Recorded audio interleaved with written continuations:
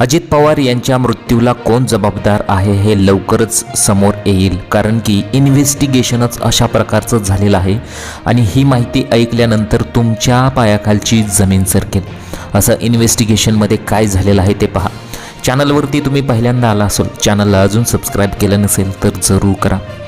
आता आपल्या भारतीय लोकांना आपण लगेच यंत्रणेवर विश्वास ठेवतो, परंतु आतापर्यंत झालेले इन्व्हेस्टिगेशन आणि त्या इन्व्हेस्टिगेशनमध्ये जे काही समोर आलेलं आहे, अक्षरशः ती माहिती जर तुम्हाला कळाली तर तुमच्याही पायाखालची जमीन सरकेल.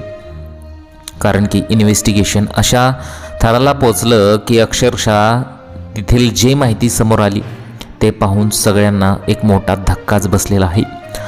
अजित पवार यांचा मृत्यू हा अपघातात झाला असं सर्वांना वाटत होतं, परंतु याची जसजशी चौकशी होऊ लागली तसतसं ज्या काही घटना म्हणजे ज्या काही गुप्त माहिती आहेत आता त्या समोर येऊ लागलेल्या आहेत.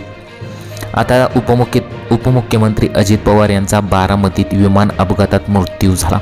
अजितदादांच्या अकाली एक्झिटनं संपूर्ण महाराष्ट्र हळहळला. बारामतीमध्ये झालेल्या विमान अपघातात अजित पवारांसह 5 जणांचा मृत्यू झाल्याचं सांगण्यात आलं होतं. या अपघाताची चौकशी विमान अपघात तपास अन्वेषण विभाग म्हणजे AIB हाती त्यांनी घेतलेला आहे. पण जेव्हा अपघात तिथे झाला तेव्हा तिथे टीम पोहोचली आणि त्यांनी ब्लॅक बॉक्स जो होता तो जप्त केलेला आहे. त्याचबरोबर ब्लॅक बॉक्स जप्त केल्याबरोबर आता ब्लॅक बॉक्स जप्त केल्यानंतर आता त्याला काही वेळ लागणार आहे त्यातील डाटा घेण्यासाठी.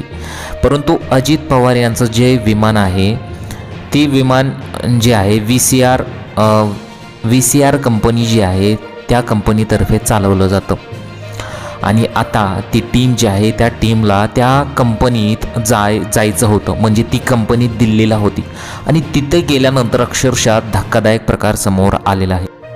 आता त्या दिल्लीच्या कंपनीमध्ये गेल्यानंतर अक्षरशः एक सर्वांना मोठाच धक्का बसेल अशी माहिती समोर आलेली आहे. या अपघाताची चौकशी विमान अपघात तपास अन्वेषण विभागानं म्हणजेच AIBने हाती घेतली होती. आता काय झालं होतं पहा. बारामतीत अपघातग्रस्त झालेलं विमान VCR कंपनीकडून चालवलं जातं. तपास करणारे AIBचे अधिकारी दिल्लीत VCR कंपनीच्या कार्यालयात ते पोहोचले होते. आता तिथे पोहोचल्यानंतर त्यांना असं माहिती होतं की आपल्याला काही ना काही तिथे हाती लागणार आहे. अधिकारी दिल्लीत VCR कंपनीच्या कार्यालयात पोहोचले. AIBच्या अधिकाऱ्यांनी कंपनीतील अनेक कागदपत्र सील केली होती. दिल्लीत VCRच्या कार्यालयात AIBचे 3 अधिकारी पोहोचले होते, परंतु ते त्या कार्यालयात पोहोचण्यापूर्वी जे काही घडलेलं आहे ते खूप अनपेक्षित आहे आणि खूप धक्कादायक आहे. आणि ती माहिती अक्षरशः ऐकून तुम्ही म्हणाल की खरोखरच त्यांचा घातपात झालेला आहे, खरोखरच यामागे काहीतरी सत्य आहे, ते लवकरच बाहेर येईल, कारण की माहितीच अशी तशी समोर आलेली आहे.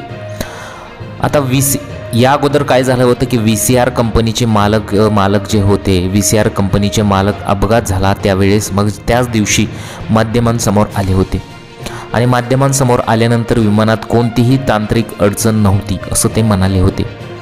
आमची सगळी विमानं योग्य स्थितीत आहेत, त्यामुळे त्यांची सेवा बंद करण्याचा प्रश्नच येत नाही असं कॅप्टन VK सिंह यांनी सांगितलं होतं.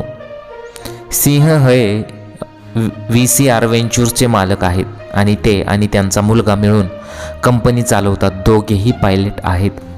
मग अशी धक्कादायक त्यावेळेस माहिती समोर आली होती. ते माध्यमांसमोर आले होते आणि म्हणाले होते की आमच्या विमानात कोणतीही तांत्रिक बिघाड नाही असं सांगितलं होतं, परंतु त्यांच्या कार्यालयात गेल्यानंतर तो धक्कादायक प्रकार उघडकीस झालेला आहे.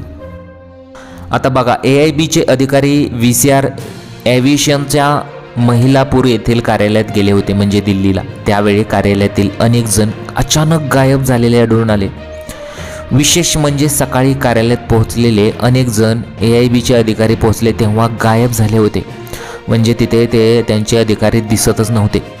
VCR कंपनीच्या कार्यालयात पोहोचलेल्या AIBच्या अधिकाऱ्यांनी कंपनीच्या गेटवर असलेल्या सुरक्षा रक्षकाला त्याची ओळख विचारली. मग सुरक्षा रक्षक तिथे काय म्हणाला पहा. सुरक्षा रक्षक म्हणाला, मला माझ्या मुलाबाळांचा विचार करायचा आहे. सुरक्षा रक्षकाला त्याची ओळख विचारल्यावर तो तसं म्हणाला. त्याच्याकडे ओळखपत्र मागितलं, त्याला आधार कार्ड दाखवण्यास सांगितलं. तपासात सहकार्य केलंस तर तुला काही होणार नाही असं अधिकाऱ्यांनी सुरक्षा रक्षकाला सांगितलं. तेव्हा सुरक्षा रक्षक म्हणाला, मला कृपया करा, मला माझ्या मुलाबाळांचा विचार करावा लागतो असं तो म्हणालेला आहे. मात्र तरीही त्यानं आपल्याला काही माहीत नाही नसल्याचा दावा त्यांनी सांगितलेला आहे. म्हणजे तो सुरक्षा रक्षक म्हणाला, मला यातील काहीच माहिती नाही असं सांगितलेलं आहे. आता सुरक्षा रक्षकाकडे चौकशी केल्यावर अधिकारी आत पोहोचले. त्यावेळी कार्यालयातील दरवाजे आतून बंद होते. त्यांना एक प्रश्न पडला की असं कसं होऊ शकतं? आत कोणी नसताना दरवाजा आतून बंद कसा, असा प्रश्न निर्माण झाला होता. त्यामुळे संशय देखील वाढला होता. आता यानंतर थोड्या वेळाने अधिकारी आत पोचले. त्यांनी कार्यालयातील अनेक फाईल्स सील केल्या. कंपनीनं अद्याप तरी यावर कोणतीही माहिती दिली नाही. परंतु अक्षरशः तिथं अधिकारी पोहोचल्यानंतर तेथील कर्मचारी होते, VCR कंपनीचे जे कर्मचारी होते ते गायब झाले होते. आणि त्यानंतर तिथे मग AIBची टीम पोहोचल्यानंतर त्यांनी मग सुरक्षा रक्षकाला विचारलं. तेव्हा सुरक्षा रक्षकसुद्धा घाबरत होता. तो म्हणत होता, मला माझ्या मुलाबाळांचा विचार करायचा आहे. परंतु मग AIBचे अधिकारी म्हणत होते की तू आम्हाला कॉपरेट कर, सहकार्य कर, जर तू सहकार्य केलं तर तुला काही होणार नाही असं सुद्धा मग ते AIBची टीम जी तिथे गेली होती ती त्या सुरक्षा रक्षकाला म्हणाली होती. परंतु ते AIBची टीम पुन्हा आत कार्यालयात गेली आणि काही फाईल्स ज्या होत्या ते सील केलेले आहेत आणि त्याची लवकरच माहिती नंतर आपल्याजवळ येणारच आहे. अशा प्रकारे ही संपूर्ण घटना घडलेली आहे. आपल्याला आतापर्यंत वाटत होतं की हा खरोखरच अपघात आहे, यात काहीच होऊ शकत नाही. परंतु आपण लवकरच पटकन अशा गोष्टींवर विश्वास ठेवतो. अजितदादा पवार हे खरोखरच खूप चांगले नेते होते आणि खरोखरच ते जे होते लोकांचा विचार करणारे होते. ते जाण्याने अक्षरशः संपूर्ण महाराष्ट्र हळहळ व्यक्त करत आहे. अक्षरशः अनेक लोक जेव्हा त्यांचा अंत्यसंस्कार करायला अनेक लोक आली होती, अक्षरशः सर्वांच्या डोळ्यात पाणी येत होतं.